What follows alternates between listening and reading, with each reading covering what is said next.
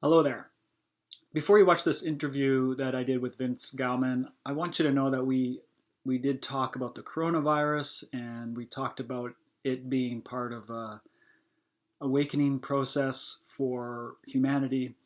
And after the interview, Vince and I were talking about the hardship and suffering that is going on in the world because of the coronavirus. So we really want to acknowledge that. It's not our intention at all to diminish or deny any of the hardship and suffering that is going on in the world because of the coronavirus.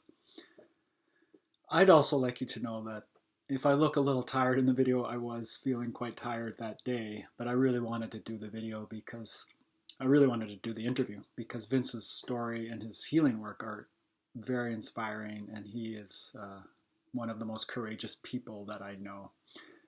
I hope you'll enjoy it. Please subscribe and leave a comment below. Thank you. Hello, my name is Eric Bowers, and my artist name is The Golden Repair. Welcome to my interview series. Today, my guest is my very good friend, Vince Gowmon. Vince Gowmon is a registered therapeutic counselor, a certified professional coach, who has a bachelor's in business administration. He runs a full client practice in Vancouver, British Columbia, in which he supports individuals to heal through somatic counseling, breath work, distant healing, and ceremonial work. Vince is an internationally recognized writer and speaker on topics such as play, creativity, intuition, communication, and education. Vince has published 2 books, Let the Fire Burn, subtitle Nurturing the Creative Spirit of Children, and Wild Empty Spaces, subtitled Poems for the Opening Heart. And you can find Vince at www.vincegowmon.com, and that's Gowmon. All those links I'll put below as well. So welcome, Vince. Thanks so much for doing this. Yeah, it's been a long time coming. It only took us about 1.5 years to put this together. So. Yeah, that's not too long. That's not too long. So normally I like to start by asking my guests about what their childhood was like, just to give us a little context. But in this case, I want to start a little bit with where you're at right now, and then we'll circle back to your childhood. Because right now you're doing this distant healing, and I find that pretty fascinating. It's a great story of how you got here, which we'll get to later. But for now, can you just tell us a little bit about what's happening with your distant healing? What kind of results are you getting, and what is it like for you to be a distant healer?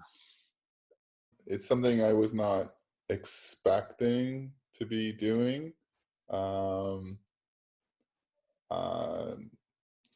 And it feels really exciting for me to do it because it's just, in my opinion, the most powerful work I can offer.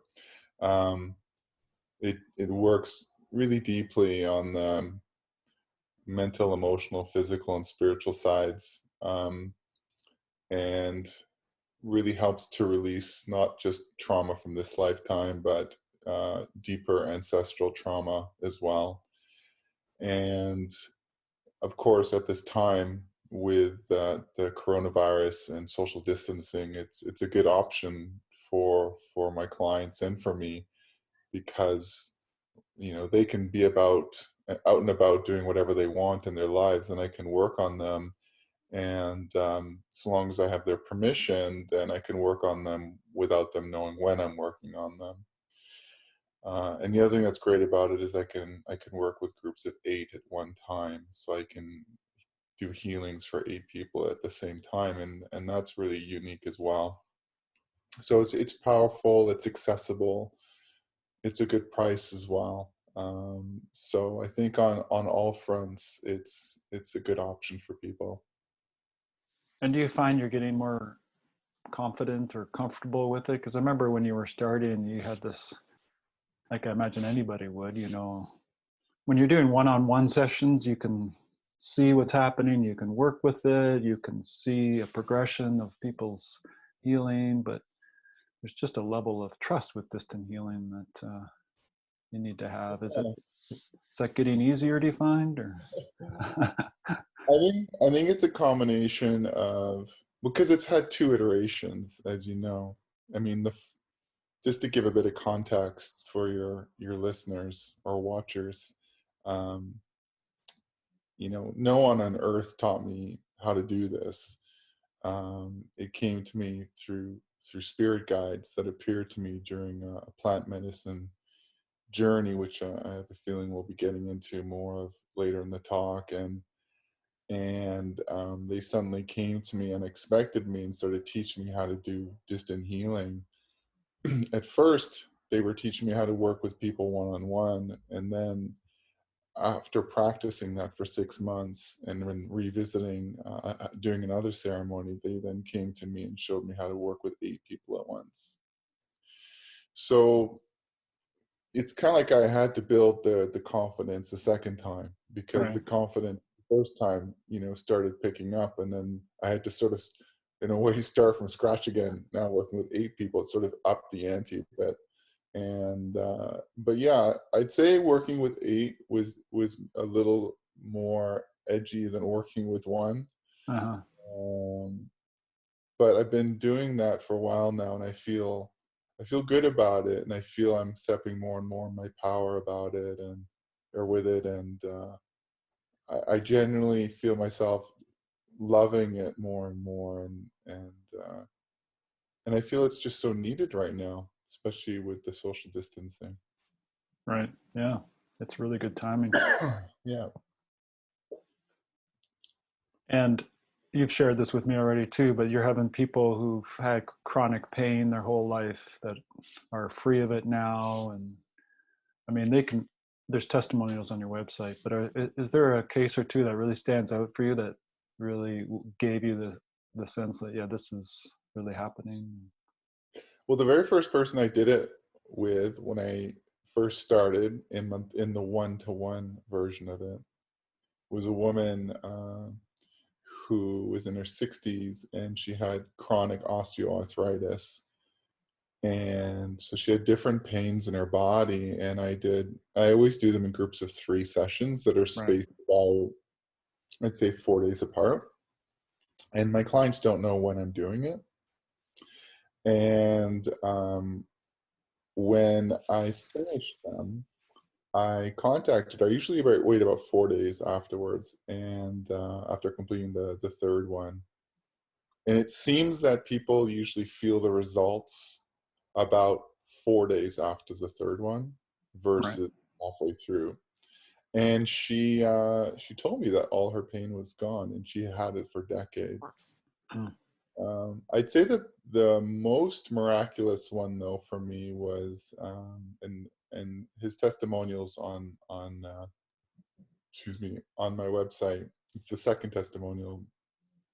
It's an American client, and he had 6 chronic ailments. He had psoriasis, which is eczema on both hands, both palms, alopecia, which is hair falling out, and he had 4 chronic physical pains. So it was neck, shoulder, back, joints, I think. And I did 3 on him, and he woke up one morning, all his pain was gone. His psoriasis was fading rapidly, and his hair was growing back. Mm. And it stuck. And that's the other question people say, well, has it stuck? Yeah, well, like, none of that has addressed for him. And so it's quite miraculous, and you can imagine it's a shock for people who have spent thousands of dollars on whether it's osteopathy or massage, and who've had it for decades. It's a shock for them. It's a shock for me. Yeah. I mean, honestly, it's radically changed my perspective of healing. But it's more than just the healing. It's actually also a radical, for some people more than others, it's a radical change of worldview, because it's not just about the healing, it's about realizing that, hey, the world maybe is not what it seems to be. If a guy who's 3 time zones away can help heal things that I've had for decades, and I don't even know when he's doing it. So Right. it's both the healing and the shift in the worldview, and both can be quite shocking for people. Yeah. I can only imagine. You mentioned plant medicine and so on, and we're going to get to that a little bit later, but let's cycle back now, because so you've given us a little taste of what you're up to now, which is pretty far out there for a lot of people, I would say, and probably for you as you were growing up, because you grew up in North Vancouver in a fairly conventional home in terms of North American culture and society. And can you give us a snapshot of what life was like for? I know you're really into sports and going to regular public school. Yeah, I was and am a first generation Canadian. Um, and my mother's born and raised in Switzerland, and my father's born and raised in Wales. And I have one sister, and I seemingly had a quote unquote normal childhood. My parents are still together, but they weren't emotionally together as I grew up. I mean, they were emotionally divorced as far back as I can remember. Um, and I had a typical relationship with my sister, not, fighting a lot and all that sort of stuff. Um, there's definitely a lot of traumatic things that happened in the household, and I've already said to you earlier, some of it I actually can't say at this point because I need to respect the confidentiality of what happened, but there were very significant traumas, for lack of a better word, on multiple levels that no little boy should have to endure. Mm-hmm. And the other thing that was, I'd say, the thing that I'll also add, which is actually important, is that we didn't have any family around. So my dad's parents, well, my dad's family was in Wales, and one of his parents was passed away before I was born, and my mom's family was in Switzerland, and one of her parents had passed away before I was born. Right. So I grew up never saying the word grandfather or grandmother. Right. And we had aunts and uncles, but in a way they weren't they weren't really blood relatives, so it was just a bit of it was very, very nuclear. And I think that played a part in the sense that my mom was overburdened with stress, and she didn't have the support she needed. Right. And so, but I was just seemingly a typical kid, like you said, played a lot of sports. I had an amazing neighborhood I lived in, so there's lots of kids to play with. So we would play a lot of street hockey. And I had no, and I'm guessing you might ask this question, but I'm going to answer it.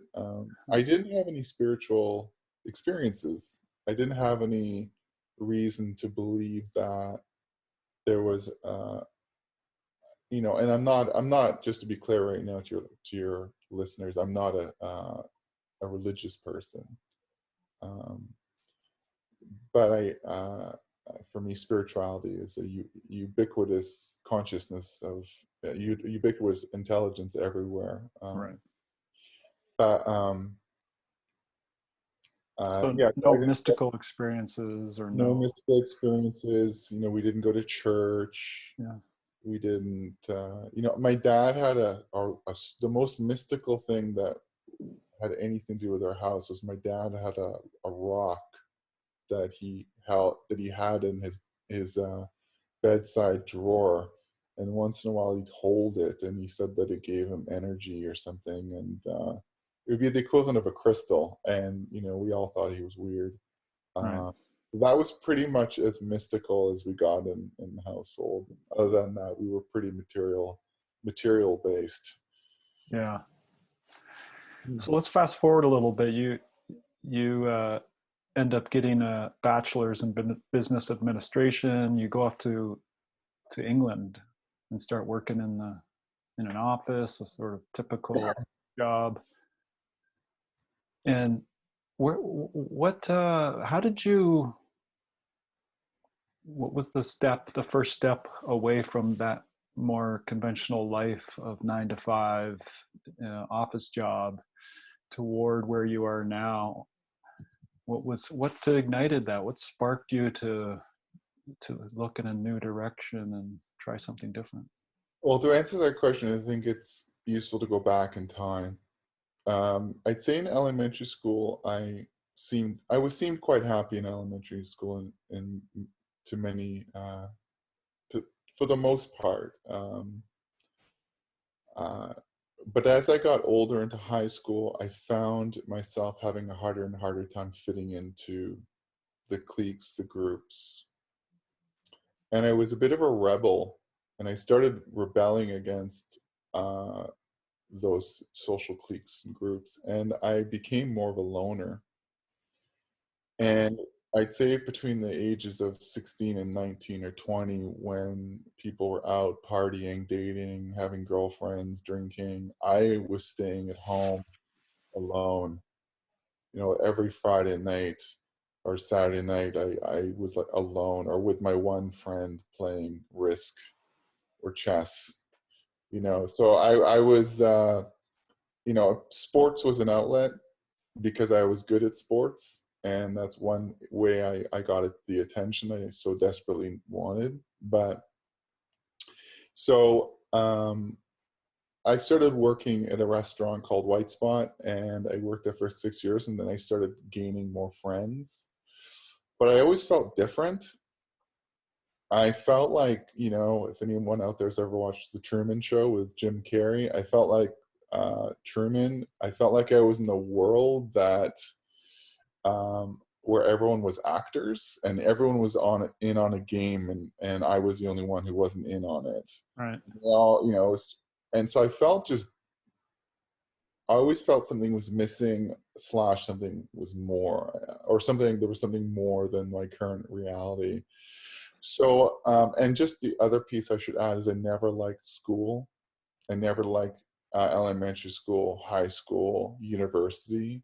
I liked acting class. I liked gym, and that's pretty much it. There's Yeah. nothing else I liked in school other than drama and gym. So I did a business degree from Simon Fraser University, which made my father very happy. But I remember after the last exam was over and I finished my degree, I walked out of the lecture hall and threw all my binders and textbooks in the garbage. Completely non-environmentally friendly place that they recognized. But that's how much I didn't like school. I just threw everything away. And then I got on a plane not long after and literally flew out the day of my convocation, the day of my graduation. So I didn't Wow. go. I didn't care to go. I remember we were actually flying over or near SFU, Simon Fraser University. I was kind of looking at the window down at the university, wondering if I could see my fellow graduates lining up to collect their degree. But anyway, so yeah. I moved to London, England when I was 23, and I have a British passport because my father's Right. Welsh. And I started working in corporate. Again, my father was very happy. I had the suit and the tie.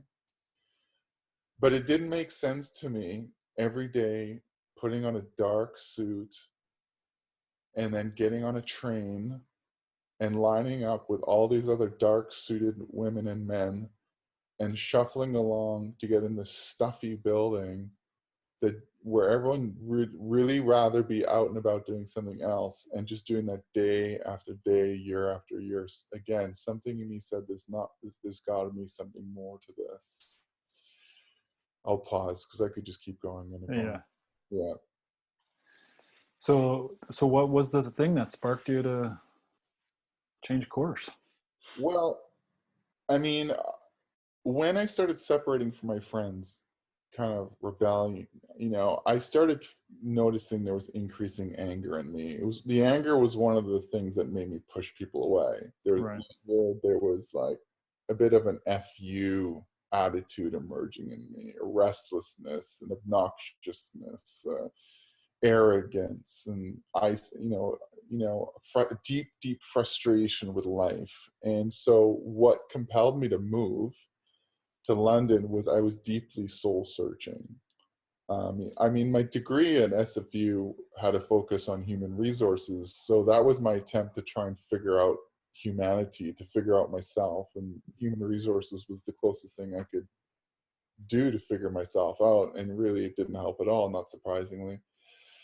So when I was in London, I was struggling again. I was having a hard time fitting in and I was having a very hard time in my job, and I worked in a recruitment department for PricewaterhouseCoopers. It was Coopers and Lybrand at the time, and I worked in the department of 15 women, and they generally saw me as a troublemaker, a pimpled-faced Canadian troublemaker who, instead of saying pardon, said what, and that drove them nuts. They hated that, but they also just saw me as a bit of a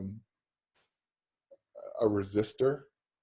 Again, I just didn't do well at conforming to norms and rules. So they would have these little private meetings about me and obviously not invite me. And I knew they were talking about me and trying to plot a plan to get me out. Right. One day though, the supervisor came up to me, and this is one of the key moments in my life, like a seminal moment. And she came to me and she said, Vince, there's this course called Outlook. It's a 5-day personal growth course. This is like 98. And I would have been, how old would I have been? 24, 25. And she said, it's a personal growth course and we would love for you to take it. Now, she actually said she was offering it to everyone in the department. I wanted to make sure that maybe she was lying, but she said they did. Maybe she was just offering it to me because I was so messed up. And she said, would you be interested in taking it? And we'll pay for it. I think it was £400, 5 days. And without even hesitating, I just said, absolutely. It just intuitively felt right. So it's one of these 5-day, and some of your listeners, I'm sure and you have as well, have done a course like that. Essentially what it is they move you through all these different experiential activities where you eventually confront yourself, and then at some point find yourself at the front of the room crying and shaking and talking about your mother and father. So I did that course. It had a big impact on me. I did the second one. It had a big impact on me. I ended up seeing a counselor in London who challenged me to work with her for 6 months than I did.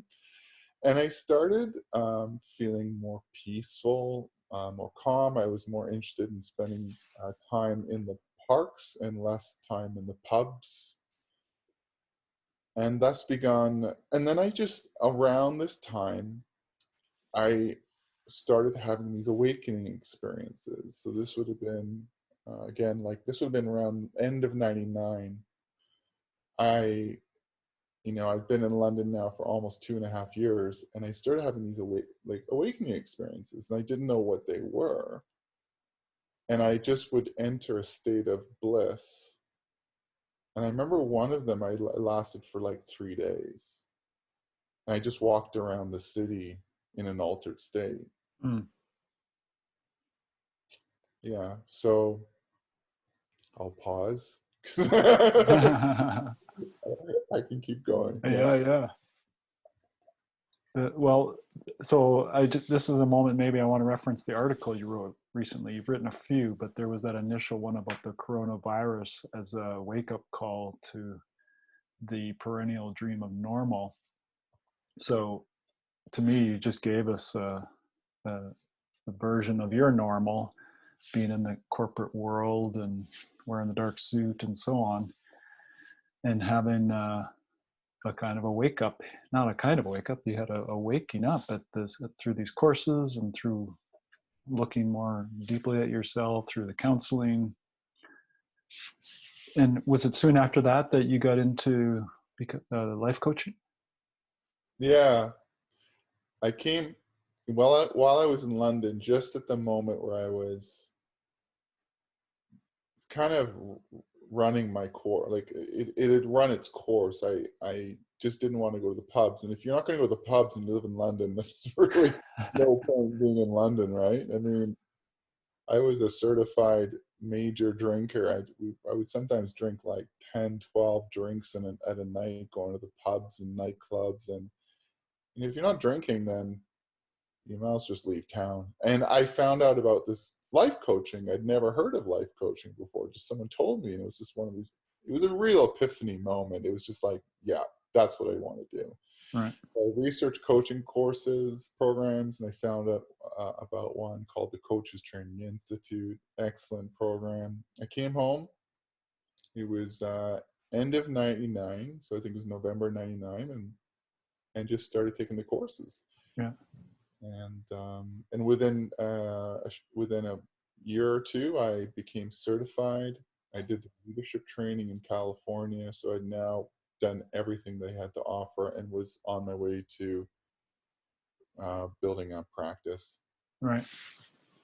So I think that takes us to one of my favorite parts of your life story, which is, I think it does, tell me if I'm right, where you're really wanting to be a workshop facilitator. You're really trying to follow that dream. You're sacrificing everything. You're going into debt.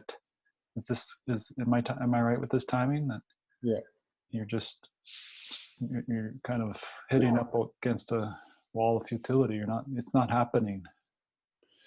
Yeah. So at first, I was living at home when I first moved back from London, and that was driving me bonkers. So I took the risk with not a lot of money to move out.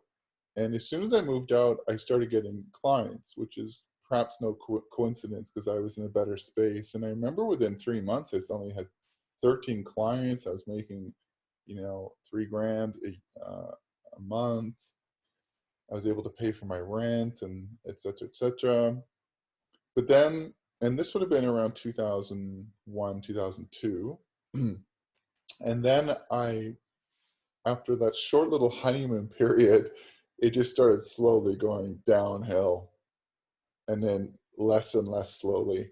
And I, went from 13 to 10 to 8 to 5 to 2, and I hovered usually around 1 or 2 clients. And these people were hiring me to help them with their life. And meanwhile, I was like drowning my own life. And yet, to be honest with you, I was actually giving good coaching. Yeah. I actually didn't understand why I couldn't attract clients, because I thought I was doing good coaching. My clients were really enjoying it. They just weren't referring anyone to me. And because the internet wasn't what it is today, Yeah. it was just much harder to build a business. There was just the web presence that I had was just not what it is today. So I remember one time I had a client who really was dedicated, and to working with me, but she was my only client left. And one time we got on the phone, because back then we did coaching on the phone. There was no Skype. And she could feel that I was really stressed. I was stressed because obviously no money, et cetera, and going in debt. She said, "Vince, is there something wrong?" And I just started bawling on the phone, because she just named what I was hiding underneath so well. And suddenly she was my coach and I was the client, and I felt so embarrassed. I go, "Man, I'm so embarrassed. I mean, I'm your coach and I'm sobbing on the phone." Another funny story / sad stories. I heard that I could get some kind of business grant. So I went to some local office and I talked to a guy, and And he goes, well, what do you want funding for? And I go, or a grant for? And I said, well, I'm a coach. He goes, what do you mean a coach? I go, I coach, I help people, improve, make better choices. And yet at this point in time, he also knew that I was like rock bottom financially. And he goes, and I go, yeah. And I also help people with their business. And he goes, wait a second. Here for business support with basically no money at all, struggling, and you're telling me you help people with their business? And he just named and shamed, and I actually didn't end up getting any money. So I was just racking up all these credit cards. I was losing weight. I was stressed. I had basically no friends, no community. My parents were completely concerned about me. My mom was kind. She sometimes buy my groceries for me. I was going through a real dark night of the soul, but it was now I know it was a rite of passage, which we can get to eventually. But it was a very difficult rite of passage, and it lasted for about 4.5 years. Oh, wow. It wasn't short. So, do you want me to get to the end of the story? Do you want? Yeah. You were on the verge of just going to get it back into the work world, right? Well, there was one very important thing I got to add that happened, which was really amazing. It was probably one of the most amazing synchronicities I've ever had. I was on the phone with a woman who lived in the States. She was a friend of mine, and she was like a channeler or a medium. And I'd have chats with her once in a while. She'd give me free guidance because she knew how broke I was and how much of a wreck I was. And I said to her, this was like 2005. I said, I'm just so tired of trying to build my practice. I'm just want to quit. I just want to give up everything. And she lit up and she goes, yes, she said, giving up is the gate. It's exactly what she said. She was giving up as the gate. So this was like around 9:00 at night. I was living in one of those typical 3-story apartments. I was on the second floor facing the street. So the call ended. The theme was me giving up. I was sitting on my couch, and about 2 minutes after the call ended, I hear this guy yell at the top of his lungs from the street down below. He yells, I give up. And I burst onto my balcony. And I look down, and there's a guy standing right in front of my balcony on the street. And then he suddenly yells, let a new life begin. And he walked away like a mysterious figure of the night. It's almost like he just, manifested out of nowhere and then maybe evaporated back into the spirit world right after giving me this message. And he said nothing else. So fast forward 2006, obviously somehow I didn't listen to that message because it's 1.5 years later. I'm still broke. And I started thinking a lot about my old days of improvisational theater. I used to do improv in high school, and I just wanted so badly to get back on stage again. I would just, I had really no fun at this point in my life. So my fun was like my imagination. Right. And I just decided, what the hell, I'm going to phone up a woman named Lori who owns a yoga studio in North Vancouver and ask her if she'd be open to me giving free improv classes to her yoga members if she gave me some free access to yoga because I could use some yoga. So I phoned her up, and without hesitation, she said sure. Right. So I end up leading what I end up calling TGIF, Thank God Improv Friday, on Friday nights, and people enjoyed it. But what I found was people were actually quite scared of improv, not surprisingly. And so less and less people started coming. And once again, I was, struggling again. So, but one day, I'm going to skip all the synchronicities, but what happened is I came to the realization that what I need to do is call it play instead of improv. All right. And I decided to go with remembering to play. And so I had this idea. I actually ended up leading a couple of remembering to play play shops just for the public, and it went well. But I was literally running out of time. Now it was November 2006. I was just so broke, 5 credit cards, maxed out. I was a disaster. I was a mess, you know. I was paying debt with debt. It was doing my bookkeeping was the most depressing thing in the world. Um, and so I had this idea. It felt really right to lead Remembering to Play, but I didn't know what to do with it. So it was November 2006. I'm laying in my bed, and here's another key seminal moment. And I spread my arms out. It was like 10 o'clock at night or something. And I just said to the universe, I give up.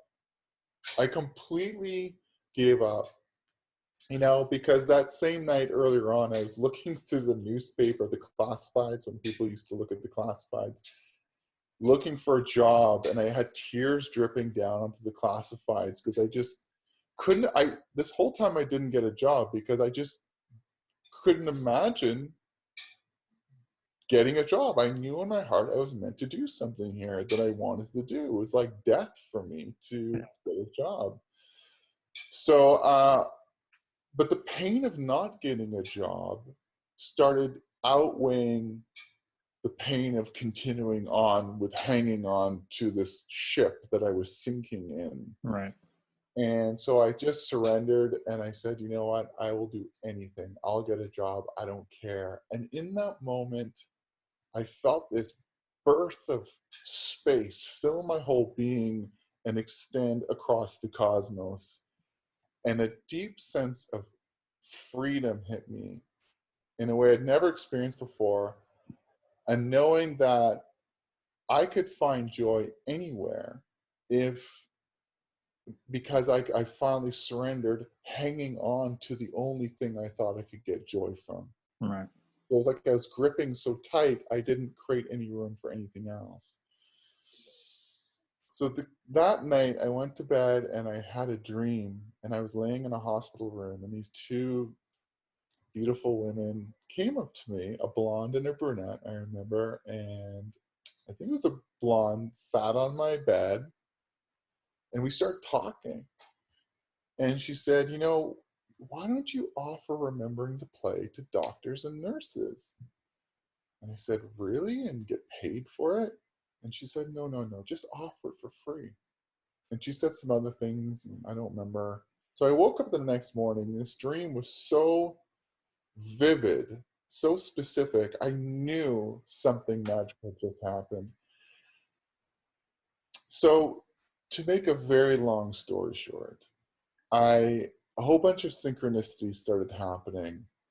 People started showing up right at the right moment, giving me guidance.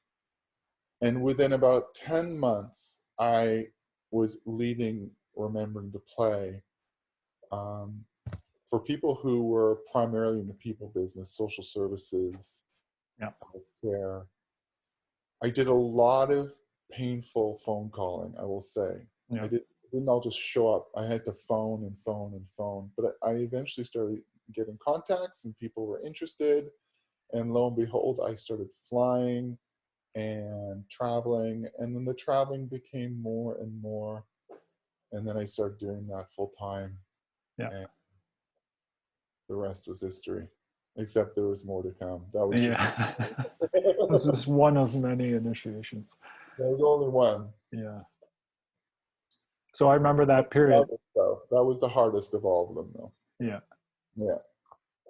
So when we met, I think around 6 years ago or so, you were thriving in that business of workshops. You were traveling, flying all the time, keynoting and coaching and so on. And from there, not too long after I met you, that's when you started doing plant medicine, and and that led to you changing course again, to leaving this very successful business as leaving at least the play workshop business behind and becoming more of a healer. Do you want to share a bit about how that transpired? Yeah, so my business started taking off in 2007. And I was fortunate to have about 2 years of things going well.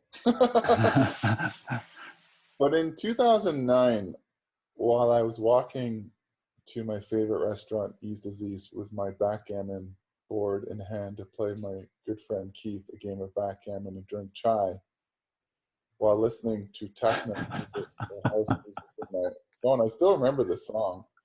I suddenly felt this was 2009, I suddenly felt an intense pain or pop in my ear. Hmm. And I was Those are techno music. Yeah, I thought I was playing the music too loud. Techno could be pretty intense. Uh-huh. And thus began a very long, painful journey, because this ear problem didn't just go away. I began initiation number 2. Although, I look at even the stuff before moving to London, everything's an initiation. Sure. A relationship is an initiation. Yeah. But this was a significant initiation. I just started going down a long road that lasted around 7 to 8 years. A long road of various illnesses and health challenges. Illnesses, chronic, undiagnosable, mysterious, deeply frustrating illness. Probably the one that was the toughest that you know about was for about 4.5 years. Every time I spoke, I got very sick. Yeah. It's a long time, especially when you're a speaker. Yeah. It's like the worst problem to have if you're a speaker.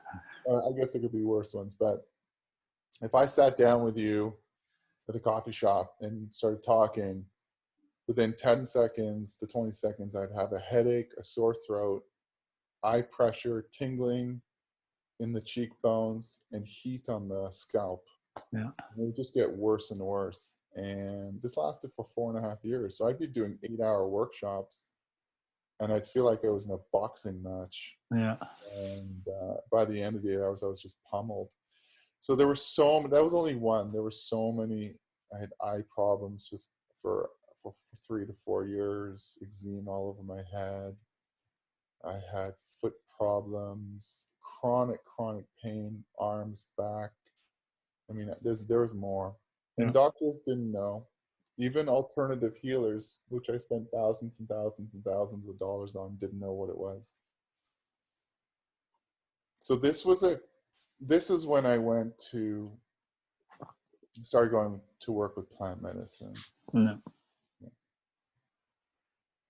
And it was plant medicine that helped you get to the root of all of these symptoms and sicknesses. There was definitely a couple of good practitioners. There was my somatic therapist. She was excellent. There was my osteopath who I worked with for 5 years. He was excellent. But I would say and my naturopath was good. Keith, he was very helpful, actually. He was really great, especially with my eyes. But it was the plant medicine which was the key. And the first plant medicine I worked with is called ayahuasca, as you know. Yeah. And for your listeners, ayahuasca is a combination of 2 plants. They mix together. It's ayahuasca is a chacruna. I think so. Yeah. And they mix them together, boil it. It's traditionally from Peru or from the Amazonian area, although they do make it in Hawaii as well, and perhaps other places in the world. But you work with a shaman, and he gives you or she gives you this tea or elixir, maybe about that much. And you drink it with about 25 other people, and you go down the rabbit hole, and it tastes horrible. Tastes like licorice, but really like licorice that's maybe been about, 300 years old or something, and just like any semblance of decent flavor. All right, enough. Yeah, it's making you cringe. Yeah, I know. Um, so yeah, I mean, ayahuasca is incredibly confronting. It's incredibly confronting. Gabor Mate, who many people know who Gabor Mate is, he's a well-known physician, Author, author, speaker, authority on trauma and trauma resolution. He's done quite a bit of ayahuasca, and he calls it the master somatic therapist.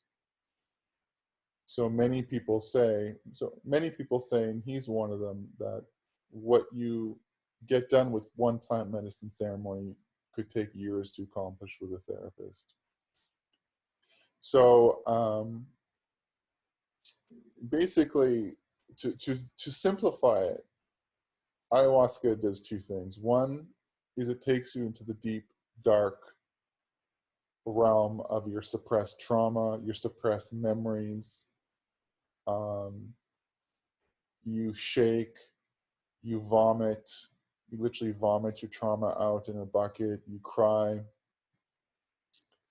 And then the other thing that happens is that you have beautiful experiences in the mystical realm, connecting to spirit guides, beings of all sorts. And it was those beings that taught me how to do the distant healing. So my first foray into ayahuasca was actually October 2014. And since then, I've done 37 ceremonies. And as you know, Eric, there's a tremendous amount of research going on in the world right now to support the use of psychedelics in helping to heal treatment-resistant depression, anxiety. War veterans are getting tremendous results with MDMA, also known as ecstasy. And MDMA is currently, I think, in phase 3 clinical trials for FDA approval in the United States through so there is a psychedelic renaissance going on, and I'm saying this honestly because I need to say this for my own listeners who are going to watch this. That these aren't simply drugs to get high on, but they're powerful medicines that have a huge backing of research now, of clinical or empirical evidence to support their need to help heal something that, in my opinion, cannot be healed by certainly traditional allopathic medicine, but more so, I'd say, even conventional forms of therapy. Yeah, there's a couple of things I want to add. That when you say these are powerful medicines, I couldn't agree more. And that the set and the setting, the context and the mindset that you have, it makes all the difference. So, you and I work with very, very trained ayahuasqueros, otherwise known as shamans, and they're not to be taken lightly, for sure. The other thing I want to say is, it's not for the faint of heart. It's not.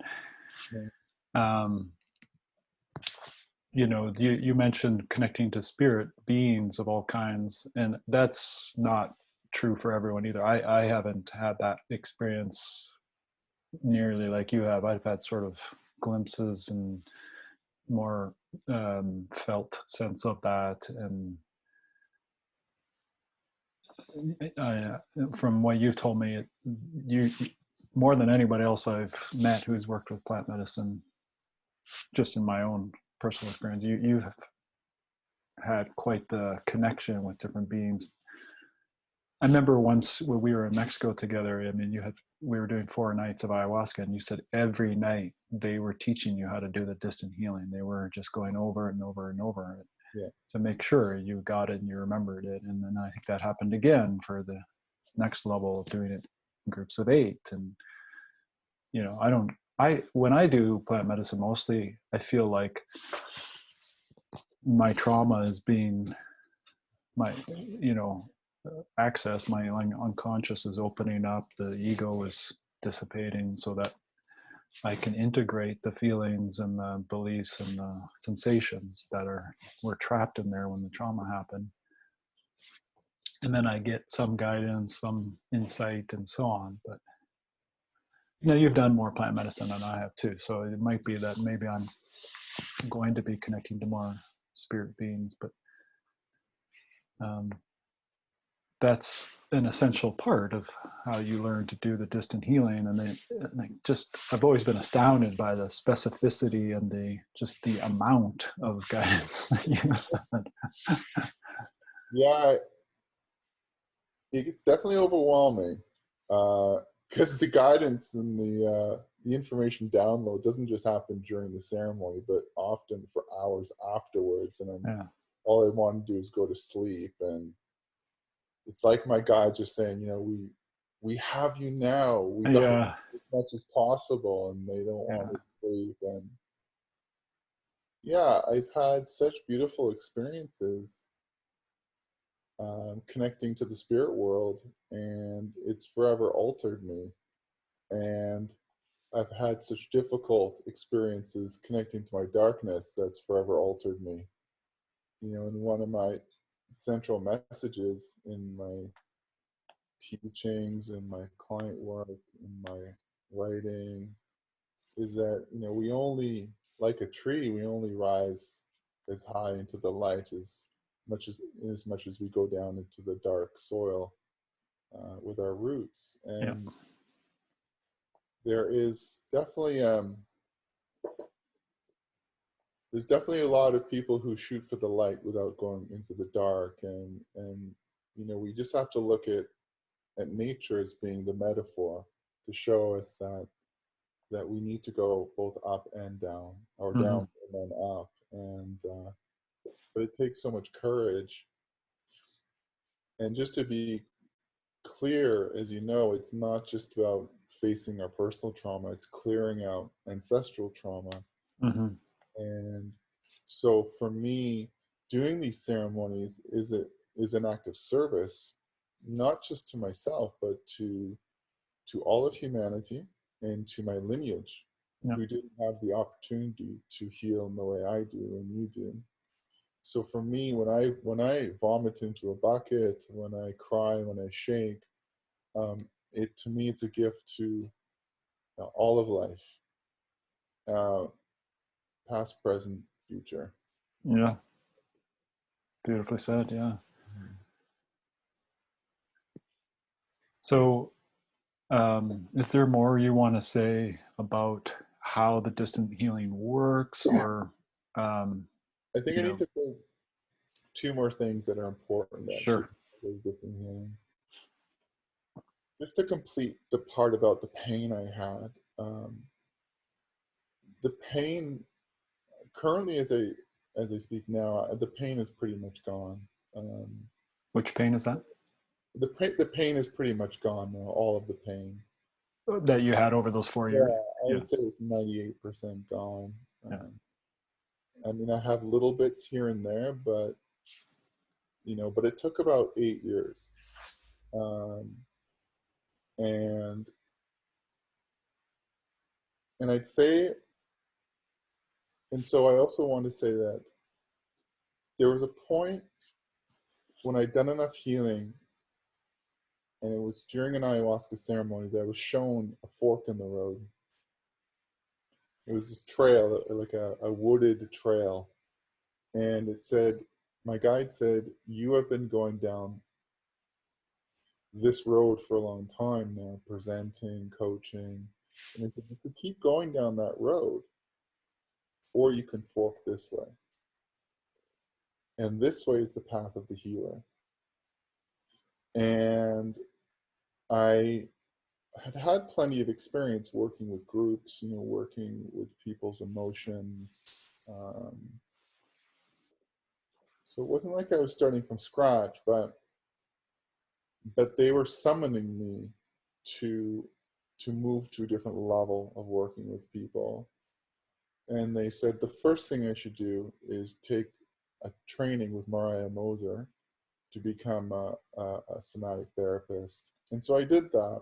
And from there, they kind of would give me kind of homework and say, go do that training, go do this, and then come back to us, and then we'll tell you the next level. And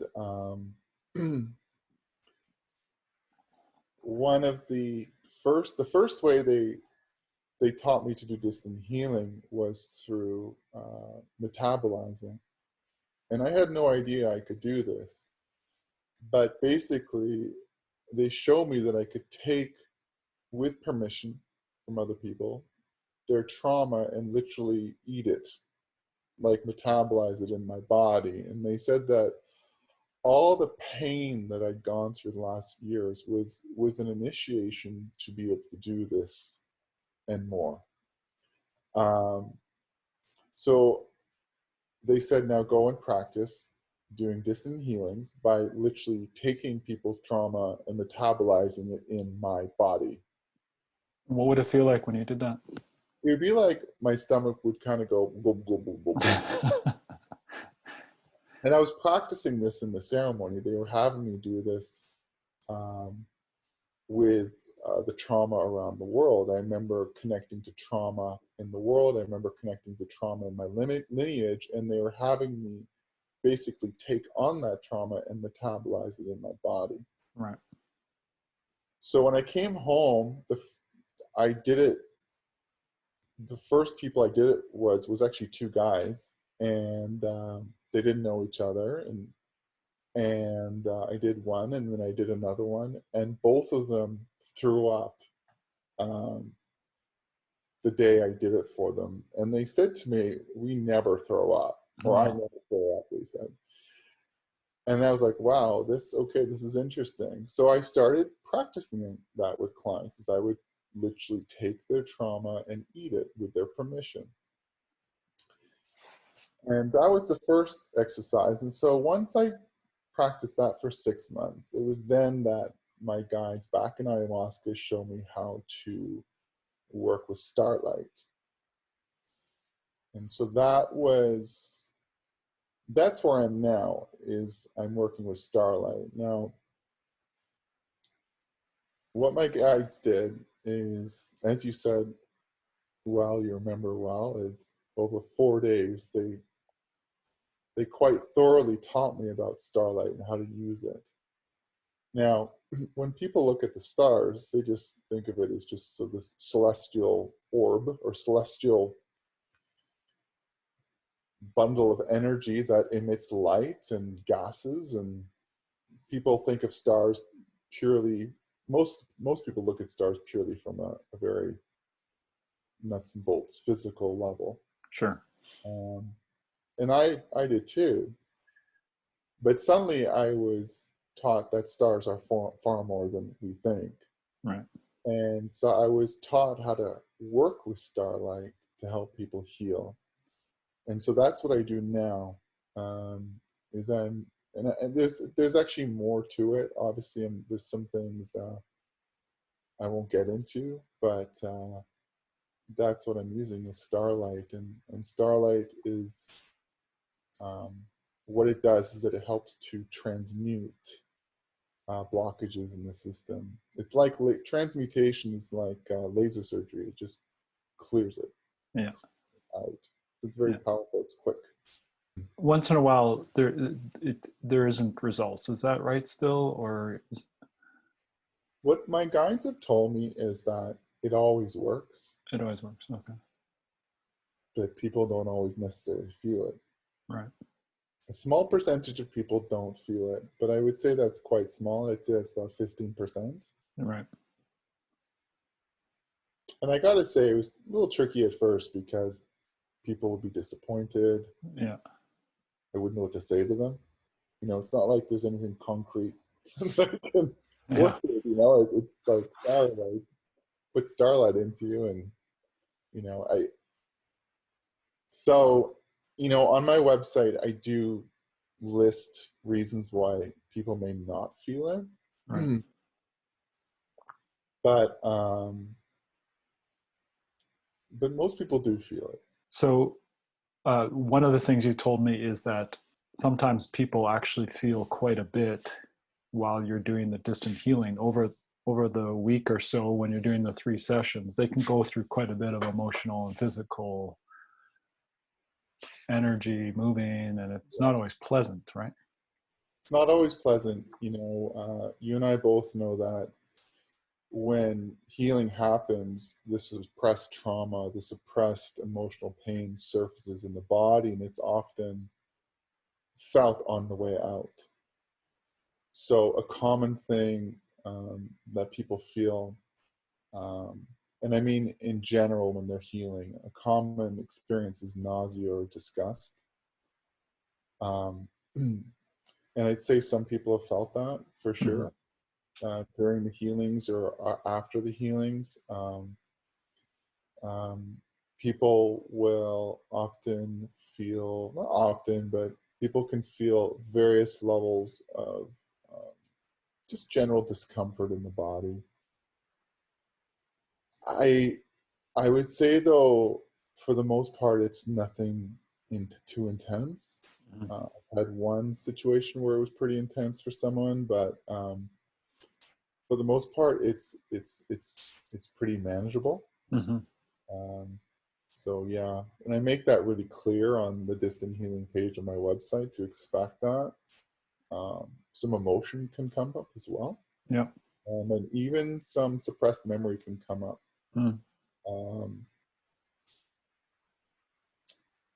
But I generally, I haven't had like a lot of feedback to know specifically what people experience. But between the feedback I usually get is at the end after it's all done. And usually at that point, the system is settled and they're now experiencing the benefits, whether that's reduction in pain, better moods, better sleep, even dreaming. Their dreams become more positive. I've even had people say that they experience more synchronicities, so more doors suddenly open, more possibilities. Yeah, so a variety of things can happen. Yeah. And maybe as we come to a close here, we can tie this back in with your article, the one about the coronavirus and waking up from a dream of normal. And you just told your story of how you've been waking up over several years more and more from your quote unquote normal life. And I've heard you write or heard you speak about this and seen you write about how that kind of waking up, we face it either by choice or life tends to bring it to us. And on a collective level right now, tell me if I'm wrong, but in your article, you're saying, okay, the coronavirus is here to help us all wake up and see that the normal that we've been living with is really hurting us, and that we're ignoring a lot of things, including our trauma, in this quote unquote normal life. Yeah, I feel to the degree that we've desensitized or disconnected from our own childhood pain, we will desensitize to normal and the underlying pain governing or giving rise to what we call normal everyday living. Yeah. And so, the survival system or self-preservation system in human beings is so strong. And so we do incredibly well to suppress pain without even knowing it. I mean, some of the most difficult experiences that I went through as a child that I had suppressed and had no memory of came to me during my ayahuasca ceremonies when I was around 41 or something, around that age. Mm-hmm. So 4 decades of pretty phenomenal suppression. So as a society, as a collective, we are suppressing far more than we know. And in that, there becomes an inner numbness that then is projected outwardly, in the sense that we numb to the normalities, whether that's, you know, how kids are treated in school, the dysfunction in workplace culture, how we treat the earth, et cetera, et cetera. And of course, we are waking up. There's tremendous initiatives throughout the world of making more positive, holistic, um, sensible choices to support children to grow up and be healthy and happy, to support the earth to be healthy and happy. But still, for the most part, we live with tremendous suppression. And so in my newest article, actually, it went on in my newsletter today, I talk about what's going on right now in terms of our quarantine as being a metaphor for stage 2 of transformation from caterpillar to butterfly, which is the stage of the chrysalis. Right. And how the caterpillar, its primary job is to be what's called, it's what's often called an eating machine. It eats 27,000 times its weight in a lifetime. So it's a life of consumption, and it eats that much because it needs to store a tremendous amount of energy to withstand the difficult metamorphic period in the chrysalis. Right. So we as a society have been consuming machines as well. And now we're being quarantined, whether we like it or not, to withstand a difficult period of time, to hopefully use this time wisely, to release what's no longer serving us, what's no longer serving the planet, to potentially then transform to some extent into a butterfly and butterfly consciousness. And the butterfly, while it takes pollen from different plants, it also it takes nectar from different plants. It gives back by pollinating, going from Right. flower to flower. And so there's a real reciprocal, a symbiotic relationship with the plants, whereas the caterpillar is more about consuming. Yeah.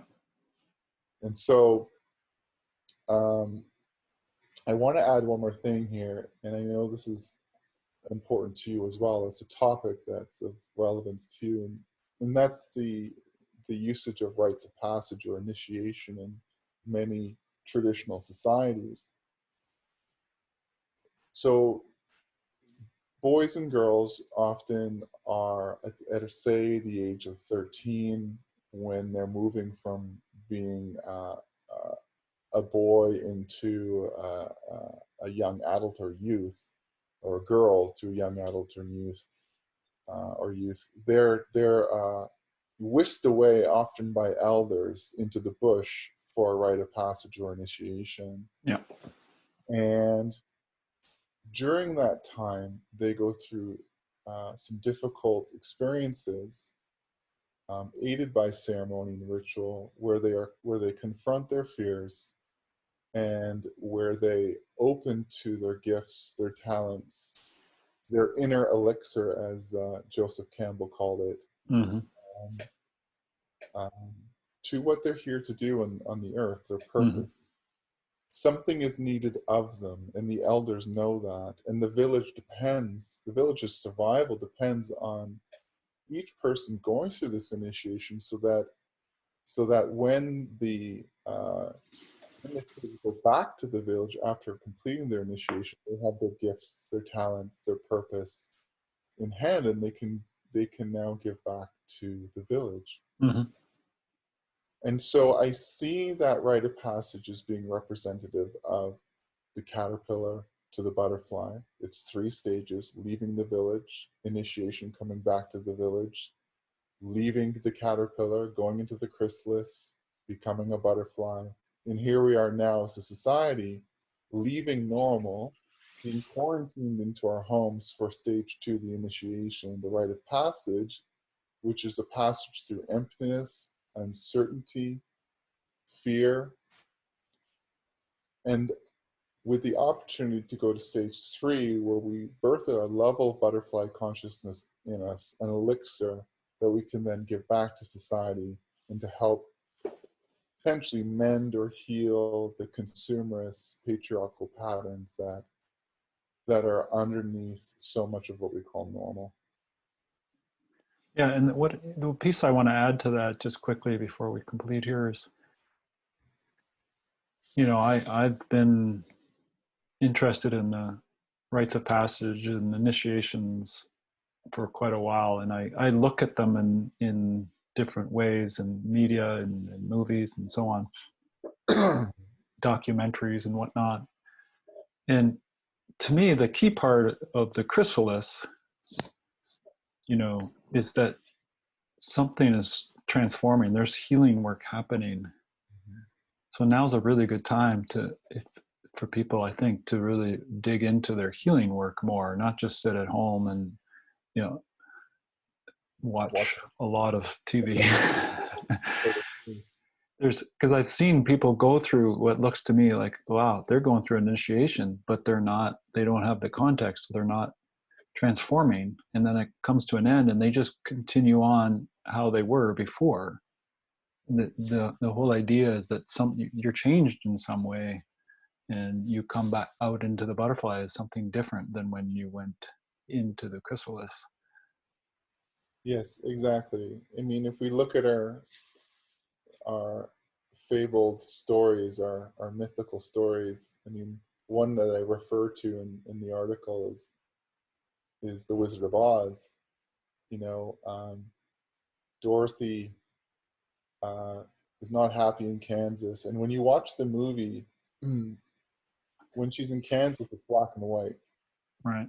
monochrome. So then a tornado comes. So what's the tornado? The tornado is the virus. Right. She's swept away into Oz, and now she has to confront her fears. She's got to confront winged monkeys, the haunted forest, and ultimately the Wicked Witch of the West. She defeats the Wicked Witch of the West by confronting her fears, facing her fears, standing in her power. The elixir in her is born, newfound confidence, newfound strength, belief in herself. She goes back to Kansas. Now in the movie, Kansas has got color. It's no longer monochrome. And she can bring that elixir back with her, thereby edifying to some degree or uplifting her family, her community.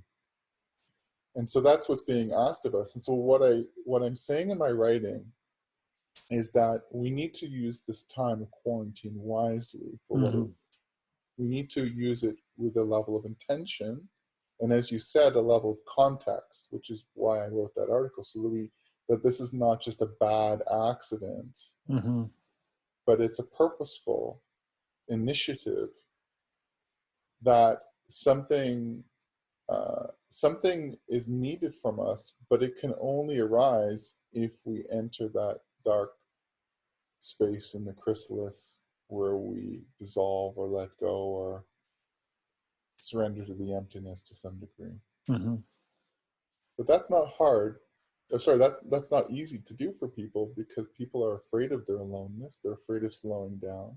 And their emotions and all the emotions in this, or not all, but sometimes a lot of the suppressed emotion and trauma that's in the system starts to rise up because their distraction, how they normally distract themselves with busy work or running around doing all these different things, taking kids to soccer practice, all those things are now taken away, and now they have to be with what they couldn't be with.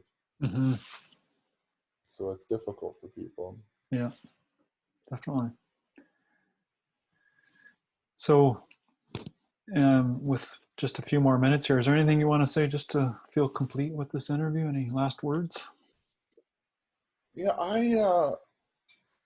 I fully recognize the hardship of these times.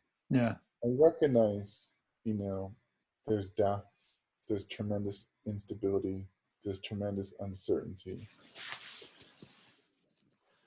but it's also a huge opportunity um, for us as a planet to wake up from the dream of normal. And one of the things I love to share with people is that trauma has its roots in the German word Traum, Yeah. which means dream. And so I'll say that again. Trauma has its roots in the German word Traum, which means dream. So when we are living with a great deal of trauma,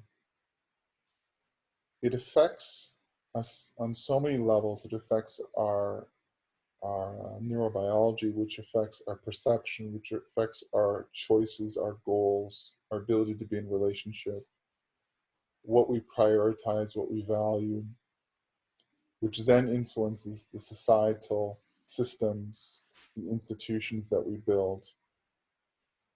And so what we call uh, normal has its roots in trauma, and trauma is a dream state. Yeah.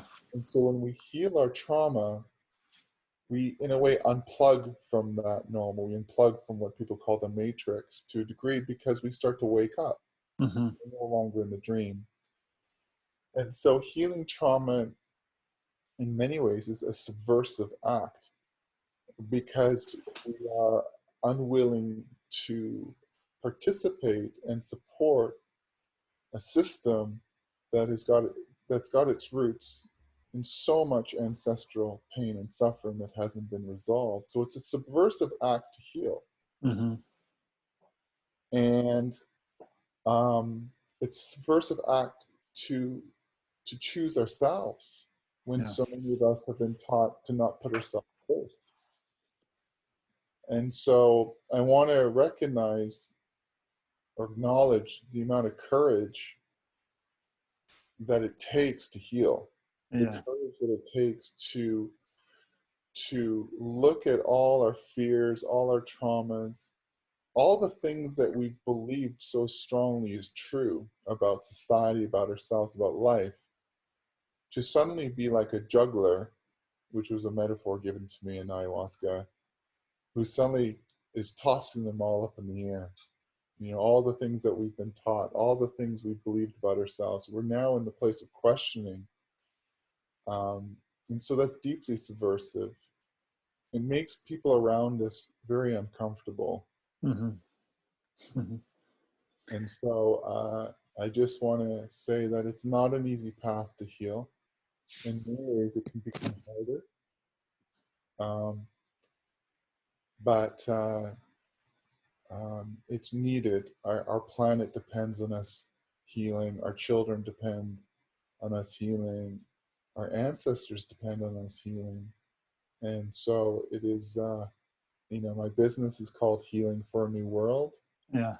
And so the new world that's trying to be born right now is greatly dependent on our willingness to heal. And thanks for that. And I also want to acknowledge that, you and I live in a part of the world that hasn't been hugely affected yet. I mean, there's effects. We're shutting things down and so on, but we're not experiencing the level of deaths and new cases like many others. I really want to acknowledge that there's severe impacts and stress and turmoil for a lot of people. But I think what I'm really keen to have people consider, like you are, is the context. And I remember when you and I, again, were in Mexico a couple of years ago, and there was this really lovely fellow there. And he had I was asking him how his night had been the night, after one of the ceremonies. And he said, it was so hard. It was so hard. But I kept telling myself, this is healing. This is healing. This is healing. through the whole journey that was so hard, he held the context that this is healing right now. Yeah. And I think that's what you're inviting people to try and bring in, not diminish what's happening because it's hard. But as I said before, healing is going to come one way or another, whether we choose it or whether it finds us. Healing being the letting go of all these different separate beliefs of separateness and us versus them and all of that. That's going to come one way or another. If we can step into that context of this is for healing, this is ultimately for healing, I think it makes a huge difference. Yeah, exactly. Yeah, versus just suffering for the sake of suffering. It's suffering for the sake of suffering, and then it's blame. Who do I blame for this? Who gets punished for this? Who's right? Who's wrong? That's still the whole game of us versus them, right, wrong. And Yeah. this is all. There's the possibility, and it's opening up to this is just healing that's happening. Yeah. Difficult healing. As ayahuasca is difficult healing, as getting an illness is difficult healing. And I want to say it's also difficult, not just because you have to feel a bunch of things that are hard to feel. You have to feel what couldn't be felt when we were kids. Yeah. So it's the feeling, but it's also, eventually we start to have to, I don't want to say have to, and yet we do have to in some ways, make decisions that are very uncomfortable. Maybe, it's the decision to no longer stay in that relationship. Yeah. Maybe it's the decision to leave that job. Maybe it's the decision to boldly create your own business that where you're able to do what you know in your heart you're meant to do so you can contribute. So healing has ripple effects that change our outer life, not just our inner life. Healing's brought me so much more creativity and so much more expression of all the different parts of myself. And Yeah, it opens creativity, opens us to our intuition. yeah, The healthier system. Ultimately, we can affirm that ultimately, there's a saying. It's not about, what is it again, Eric? It's not about feeling good. It's not about feeling better. It's about getting better at feeling. Yeah, that's right. It's not about feeling better. It's about getting better at feeling. However, I would say ultimately you do feel better. It's not necessarily right away, but you do feel better. Like I feel way better than I did at any point in my life. For sure. So, but it's just you don't feel good in the in between stages. Yeah. So, anyways. All right, my friend. Well, as normal, we could probably go on for another couple of hours, but this has been wonderful. Yeah. And I'll put all the links below so people can find you, and I'll see you soon. Thanks, man. Thank you, brother. All right, you take care. Yeah, bye.